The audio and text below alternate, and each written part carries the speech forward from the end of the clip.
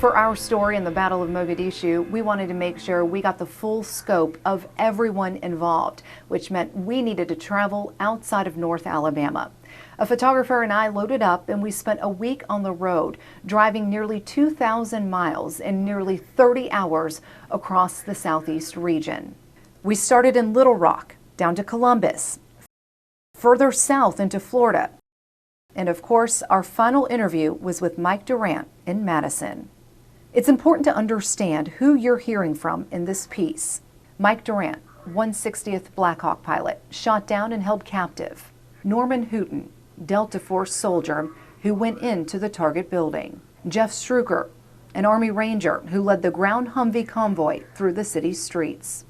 Dan Gelada, 160th Black Hawk pilot who flew 18 hours in battle, responsible for the combat search and rescue package.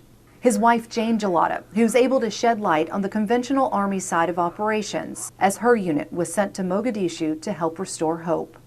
And as I've said before, this is not just a story of capture and survival. Gold Star wife Sherry Briley shares her story of losing her husband, Black Hawk pilot Donovan Briley, and the lasting impacts it's had on her family and so many others.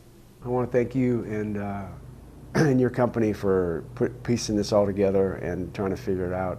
You know, if I anything to remember and anything to kind of memorialize would be the loss of our friends and the heroes that continue to do the job. But the fallen comrades and the fallen comrades' families are absolutely, to me, the most precious asset in life, and in my life especially.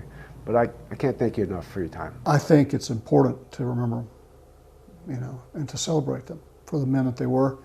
I also think it's very important for those of us that were fortunate enough to have survived that battle to try to be the best that we can, you know, because if you don't, then what are you here for, right? I mean, because they would give anything to have the opportunity to live their life.